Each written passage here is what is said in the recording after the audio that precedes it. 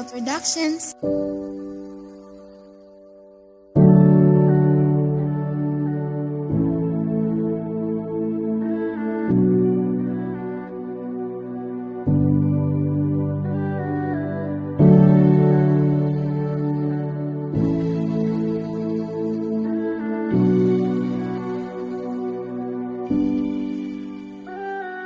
Nganong ikaw pa man jud ang napilian sa ako ang dugan. Di man sayon ang maghigog mga wala piling sa imuha. May pag-ako na lang ang muadya sa ato ang duha. Kay di man lalim ang masakitan. Murag lisod na jud ni kalimtan ang tanan na agian natong duha. Asa man to ang mga saad di mo nga dili ka mo biyas ako.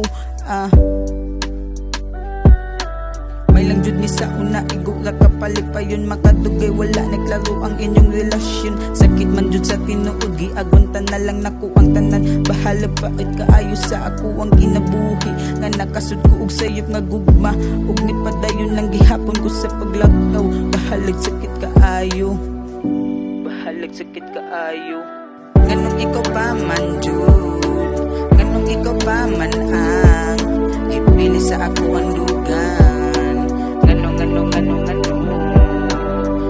ikaw pa man jud, nganong ikaw pa man ang ipili sa ako ang dugan. Dawaton ako ang mga pasakit ni mo sa kuha. Kay di jud maagon ta sa ako ang dugan. Nagkalit lang kag pamiya, gidawat na lang nako ang kamatuoran nga wala na ka sa kuha. Usara ako ang maestorya nimo, ang pinanjug kanunay sa imong hambag ko karon. Kung asa ka malipay andam na kung dawaton. Gisugal pa man ako ang tanan para dili ka mawagting nako. Pero awahin naman ang pagmahay, pero awahin naman ang pagmahay.